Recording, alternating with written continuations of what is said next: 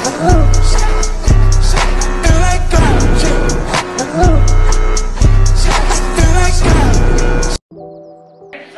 warahmatullahi wabarakatuh. Waalaikumsalam warahmatullahi wabarakatuh. Alhamdulillahirabbil ka'bah, qiblatul mu'tamah, sholatu wassalamu ala Rasulillah, la haula wala quwwata illa billah. Hari ini kita masuk kelompok selanjutnya, menyampaikan materi kepada kita. Di depan kita sudah ada pemakaran. Kita beri waktu 5 menit. Silakan. Assalamualaikum warahmatullahi wabarakatuh. Waalaikumsalam warahmatullahi wabarakatuh. Alhamdulillahirabbil ka'bati wa qiblati ummah amma wa sholatu wassalamu ala Rasulillahi la haula wala quwwata illa billah. Pertama dan yang paling utama, marilah kita panjatkan puji syukur kita kehadirat Allah Subhanahu wa taala yang telah memberikan nikmat dan rahmat-Nya sehingga kita dapat berkumpul di ruangan yang penuh berkah ini. Salawat beriringan salam kita berikan kepada Nabi besar Muhammad sallallahu alaihi wasallam yang telah membawa kita dari zaman jahiliyah ke zaman yang penuh dengan ilmu pengetahuan seperti sekarang ini. Yang saya hormati Bapak Dr. Suasana Nikmat Ginting MA selaku dosen mata kuliah Bahasa Indonesia serta teman-teman yang saya banggakan. Beradanya kami di sini akan mempresentasikan makalah bahasa Indonesia yang berjudul Ejaan yang Disempurnakan. Sebelumnya kami akan memperkenalkan diri. Kami dari kelompok 5, saya Ika Damaisari selaku moderator sekaligus pemateri pertama. Saya Nisa Udiarala. Langsung saja materi yang pertama yang akan dibawakan saya sendiri. Yang pertama yaitu pengertian EYD. Ejaan yang disempurnakan atau EYD adalah tata bahasa dalam bahasa Indonesia yang mengatur penggunaan bahasa Indonesia dalam tulisan, mulai dari pemakaian dan penulisan huruf kapital dan huruf miring serta penulisan unsur serapan. Ejaan bahasa Indonesia yang disempurnakan ini merupakan penyederhanaan serta penyempurnaan daripada ejaan Swahili atau ejaan Republik yang dipakai sejak bulan Maret 1947. Ejaan yang pertama kali dikenal mulai berlaku pada tahun 1901. Ejaan tersebut dikenal dengan ejaan bahasa Melayu dengan huruf Latin yang disebut dengan ejaan Panopticon. Hal-hal yang menonjol dalam ejaan Panopticon itu sebagai berikut. Huruf J untuk menuliskan kata jam, paja, saja. Kedua, huruf OE untuk menuliskan kata-kata gurue, itu umur.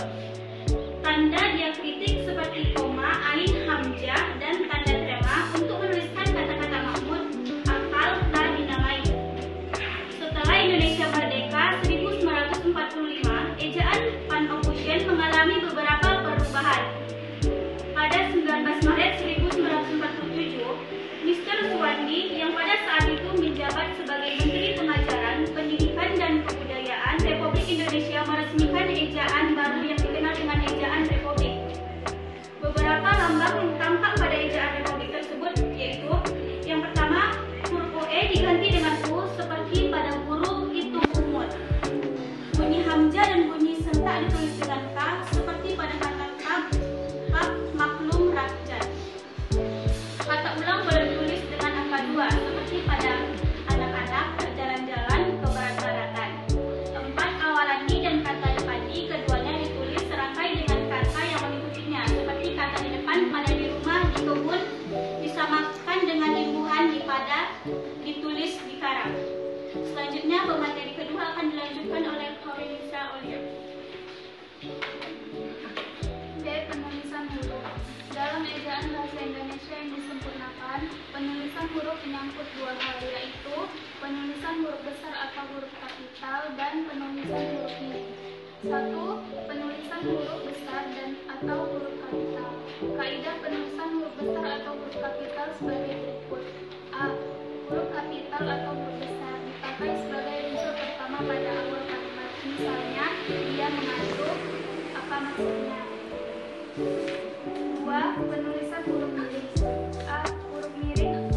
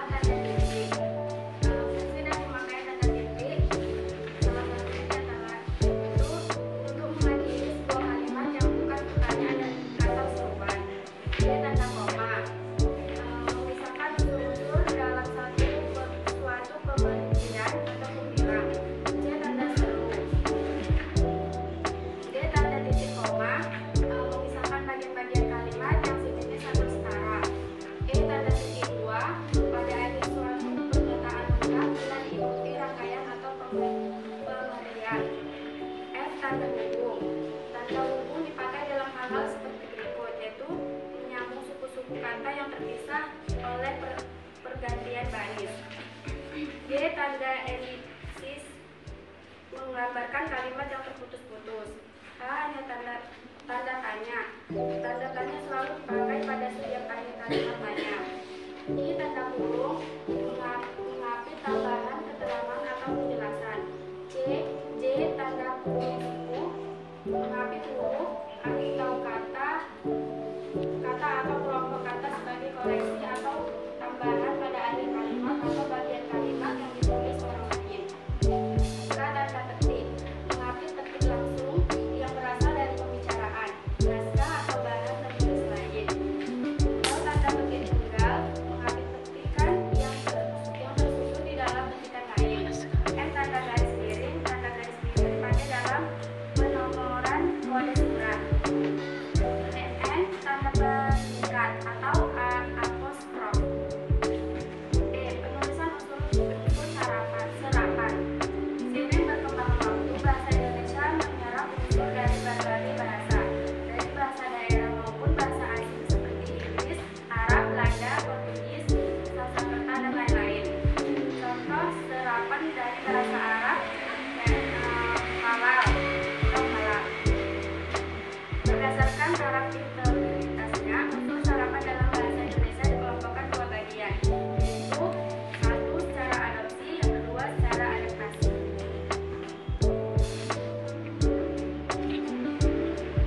Demikian presentasi dari kami. Jika ada yang belum jelas atau ada yang ingin dipertanyakan, kami persilakan. Assalamualaikum warahmatullahi wabarakatuh. Nama saya Putri Wanita. Saya ingin bertanya, apa fungsi ejaan dalam bahasa Indonesia?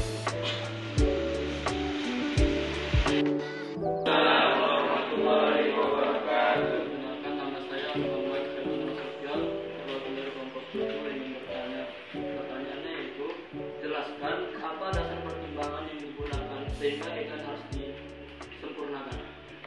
Sekian, terima kasih. Menjawab pertanyaan dari saudara Adhan.